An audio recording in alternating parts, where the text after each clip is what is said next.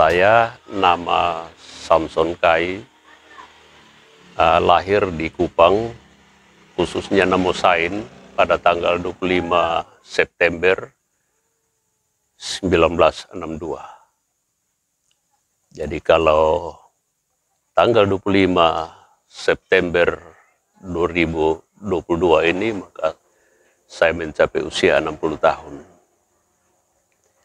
Jadi saya pendeta, terlepas dari pendeta juga saya RT di lingkungan Alak. Kebetulan saya ketua RT 24 RW 7 Kelurahan Alak, Kecamatan Alak, Kota Kupang. Awalnya dari Namosain sampai Teno ini desa Namosain. Dengan adanya perkembangan, maka tadinya kita desa Namosain, akhirnya jadi desa Alak. Dari situ baru sampai kepada Kelurahan Alak sekarang, Kecamatan Alak. Dulu kita Kecamatan Kupang Barat. Nah, kalau saya ini, leluhur kami ini ada 5 bersaudara. Dari Balukai, Batekai, Sedekai, Falingkai, Lainkai. Jadi dari Balukai, Batekai, Buukai, Sedekai, Falingkai. Nah, dari Balukai ini turunkan Dunkai turunkan Abnerkai turunkan Fredikai turunkan Samkai, itu saya. Kami ada 6 bersaudara. Kebetulan saya laki-laki yang paling tua.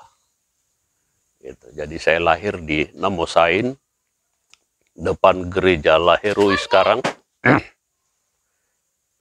Rumah itu sekarang ditempati oleh Abah Usman, ketua cabang Golkar kalau tidak salah. Itu rumah awal kami di situ. Jadi dari situ kami pindah naik ke atas Osmok, baru kami ke Monotopen. Tapi kalau itu sumur sendiri, kami dari bayi 5 bersaudara sendiri menempati tempat ini dari tahun 1653. Dan itu sejarah membuktikan bahwa orang Rote yang turun pertama kali di Kota Kupang yaitu orang Dela, yaitu kami bayi 5 bersaudara. Karena pada waktu itu Raja Kupang sama Belanda minta kepada kami bayi 5 bersaudara ini untuk memberikan tenaganya untuk kepentingan pemerintahan Belanda. Jadi sebelum Belanda masuk itu Portugal sudah ada, Cina sudah ada, Arab sudah ada. Nah, jadi Portugal itu sudah masuk, sudah ada di Solor. Jadi ada benteng Portugalnya di situ. Tapi dengan adanya Belanda masuk pada waktu itu, 1511, maka di bawah pimpinan J.A. Parifacini pada waktu itu, mereka mengusir Portugal ini. Akhirnya Portugal lari ke Larantuka. Waktu lari ke Larantuka, Belanda ikut ke sana, Portugal turun Solor. Waktu Portugal turun Solor, maka Belanda ikut lagi, akhirnya Portugal turun Kupang. Disitulah baru terjadi Perang Bipolo, Perang Kapan, Kuaniki, Kolbano, terakhir Penfui. Jadi dasar itulah Belanda minta 3 permintaan kepada 15 raja Pulau Timur ini. Yaitu pertama, tanah 6 kilo dari pantai, naik ke darat. Yang kedua, suku-suku yang didatangkan dari luar Pulau Timur. Untuk apa? Untuk menempati wilayah tempat di mana Belanda bagi-bagi sudah. Dari air Cina, Sulamu, Wini, atau Pupu, bahkan pesisir Pulau Timur. Jadi suku-suku yang datang pada waktu itu duluan pertama kali di Kota Kupang, yaitu bersaudara dari Solor, sama kami Bai 5 bersaudara. Justru itu ada Nun Bondela, ada Kampung Solor, gitu. Jadi kembali lagi kepada tempat yang dimana sudah diberikan kepada kami Bai 5 bersaudara itu. Yang ketiga itu Belanda minta 15 Raja Pulau Timur itu memberikan tenaga rakyat untuk kepentingan pemerintahan Belanda. Untuk apa? Mengusir ini Portugal ini sampai timur bagian timur, yaitu Dili yang sekarang dikenal dengan Timor Leste. Jadi Belanda itu datangkan agama Protestan, sedangkan Portugal itu datangkan agama Katolik. Jadi Belanda sama Portugal itu berpisah pada tahun 1711. Maka tahun 1811 kami Bai 5 bersaudara mulai garap tanah ini mulai dari Namusain sampai Tanoh ini. Tepatnya sekarang saya tinggal ini. Dan saya tinggal ini Bai yang keempat punya bagian yang diberikan kepada saya di depan pemerintahan pada waktu itu, yaitu Bapak Martinus Nenogasu. Datang memberikan tempat ini pada tanggal 5 Agustus 98. Maka beliau memberikan surat mohon penetapan pajak atas nama saya dari 98 sampai hari ini. Itu. Jadi sumur itu beberapa tahun kemudian orang tua kami, leluhur kami ini mulai mencari air karena air di sini dulu sulit. Dan sumur itu sangat menolong banyak orang. Baik bersaudara yang dari Pulau Sabu, bersaudara yang dari Rote, bersaudara yang dari Semau, bahkan Sulawesi, yang pokoknya mendarat di pelabuhan Kupang, pasti singgah ambil air di situ. Nah, itu tidak semudah itu, tidak semudah apa yang kita bayangkan. Kenapa? Karena waktu gali tempat itu, sukar sulit. Air itu, istilah orang Kupang bilang, anta-anta, payo. Tapi namanya orang tua, mereka buat suatu ritual adat sehingga air itu dia tawar. Dan dalam perjalanan pada waktu itu, tahun 62 itu pernah jadi darah. Kenapa dia jadi darah? Karena ada sedikit kurang paham saudara-saudara kita yang ada di Namusain pada waktu itu. Karena kami Bai 5 bersaudara ini terpencar. Ada 3 Bai Jat di Bolok, 2 di sini. Nah, jadi Bai yang keempat punya turunan ini, Bapak Yohanes Sede ini yang memberikan tanah ini kepada saya. Bersama istrinya pada waktu itu pulang dari Kupang, kan mereka jalan kaki. Mereka singgah di perigi itu. Minta bersaudara tolong berikan air.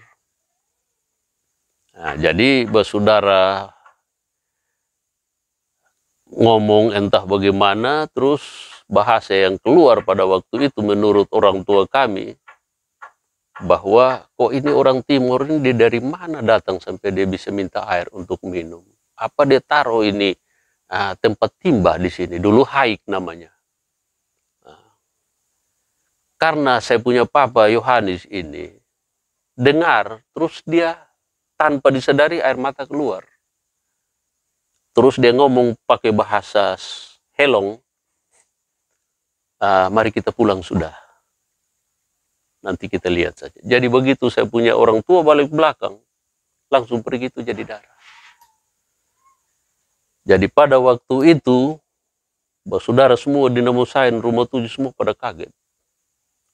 Tanya pun tanya, baru ada beberapa saudara di situ bilang, oh tadi ada bapak tua dan mama tua tadi minta air. Tapi kita tidak tahu. Kita ngomong, ini tidak tahu ini Timur dari mana datang minta air. Terus apakah mereka ada simpan tempat timba di sini? Nah, jadi dari situ orang tua-tua Namusain, mereka bilang itu justru mereka punya tanah. Jadi mereka dengan bodi dari Namusain sampai di Pantai Kelapa, sekarang tepatnya Angkatan Laut, bikin pangkalan. Mereka naik ke rumah, minta, Bapak harus kembali. Jadi ngomong namanya kita bersaudara, ibaratnya sebuah labu, terpecah biji-bijinya, karena dasar kawin-mawin, Bapak baik dong ambil keputusan kembali. Nah, kembali datang bikin ritual adat lagi. Dan air itu dia kembali seperti semula sampai hari ini. Jadi beberapa tahun yang lalu itu ada pohon. Pohon itu sejak saya lahir datang itu pohon sudah ada. Ya, istilah kita orang Rote bilang pohon sotik. Kalau orang Kupang bilang pohon taduk. Itu mereka potong buang. Terus yang potong itu hampir mati. Jadi ada orang tua-tua bilang, tidak. Coba cari orang yang punya garis keturunan lurus. Itu pasti bisa. Jadi saya punya kakak, Robert, yang di BGR yang tadi Bapak dong pergi. Itu dia yang pergi. Jadi hanya pegang saja begitu, terus yang potong kayu itu sembuh sampai hari ini. Itu sedikit. Ya, namanya tempat baru, di mana-mana itu istilahnya ada penunggu. Jadi waktu gali ini air ini, itu satu korban. Nah, kami punya bayi satu korban. Nah, karena penunggu itu minta, kalau mau tawar harus ada korban. Jadi bayi kami satu itu korban, justru itu. Dia seperti itu. Karena dari jadi darah itu, karena bayi kita korban jiwa, mati untuk, bukan saja untuk mereka punya saudara yang lain, tapi mau dibilang semua yang berdomisili di lingkungan itu, turut merasakan itu, sumur punya air itu sampai hari ini. Ya sekarang dengan adanya sudah ada pipa-pipa air, jadi sudah tidak terlalu berfungsi. Tapi kalau dulu itu air sangat menolong banyak orang. Apakah itu saudara dari Sabu, Rote, Mau, Sulawesi, pokoknya yang berlayar datang di kota Kupang. Pelabuhan dulu kan di Tedisbar itu, dan pelabuhan di Pulau Timur ini hanya dua. Satu Tedisbar, yang satu di Kolbano. Jadi Kolbano itu sama, itu dibuat sama. Nah dari pelabuhan ini pindah ke Tanoa ini dari tahun 67, baru pindah ke sini. Gitu. Saya punya harapan itu, yaitu sumur cukup bersejarah lah. Yang tadi saya katakan, dia bukan untuk tolong kami bayi 5 bersaudara punya generasi saja, tetapi semua orang yang berdomisili di situ turut rasakan itu air. Juga saudara-saudara dari pulau seberang, yang pada waktu itu kan mereka berlayar pakai perahu. Sekarang baru ada kapal feri, kapal penumpang pelni. Dulu berlayar dari Rote datang di sini saja berbulan-bulan. Jadi mereka harus punya persediaan air yang cukup, apalagi saudara dari Sulawesi. Ya, kalau bisa dilestarikan lah. Ya, itu sumur juga saya tiap kali saya lewat itu, dulu tempat bukan kecil begitu, besar. Ya, besar itu. Ya, jadi kalau bisa saudara yang di samping kiri kanan itu jangan merapat lagi ke situ. Ya cukup sudah, di mana yang sudah dikasih itu sudah. Ya, supaya ya jadi situs lah. Contoh kayak Jalan Jepang ini juga. Saya sudah pernah menyurat buat Bapak Wali pada waktu itu. Bagaimana kita mau ceritakan kepada anak cucu Cece seperti sumur ini, bahwa ada di sini Jalan Jepang. Di mana? Ada saudara yang mengaku punya tanah di sini, sudah jual buang habis. Orang sudah ratakan, tidak bisa. Tapi saya punya harapan, kalau bisa pemerintah tolong perhatikan itu dan buka kembali itu. Jalan itu. Ya. Biar dia tidak aspal, yang penting dia pakai, ya, alam lah. Tapi ini sekarang dari BGR, ujung Raja Wali tempat celaka, itu kan Intan Lestari sudah beli itu, sebagian. Nah, sebagiannya masih ada, datang di sini. Datang, ini kan bagian sini saya punya tanah. Saya berbatasan dengan keluarga Vanda, Markus Vanda. Nah, keluarga Vanda sudah jual ke Intan Lestari. Intan Lestari gusur, tutup semua itu jalan, dari atas sampai di bawah. Yaitu markas Jepang di Kota Kupang ada 2. Satu tepatnya di tanah Bapak Urias Lenggu, punya sudut pagar, itu puing-puingnya masih ada. Dan satu di Liliba. Jadi Belanda punya pesawat itu jatuh, tembak pertama di sini. Kedua baru mereka tembak lagi di Liliba, baru jatuh, bangkainya ada di ini Penfui sana, gitu. Jadi saya punya harapan, ya, seperti sumur, seperti jalan Jepang ini, kalau bisa dibuka kembali lah. Nah, karena itu sudah jadi satu situs. Kita mau ceritakan buat anak cucu Cece bahwa dulu Jepang gaya kerjanya begini. Oh, Jepang orang punya, dia punya. Ya. Dan dia punya gaya kerja itu tidak semata-mata orang dari Pulau Timur ini yang mengerjakan jalan itu. Dia datangkan dari Sulawesi, datangkan dari Jawa, datangkan dari Sumatera. Dari sini dia pindahkan ke sana, itu dia punya cara. Itu. Jadi saya punya harapan itu. Kalau bisa tolonglah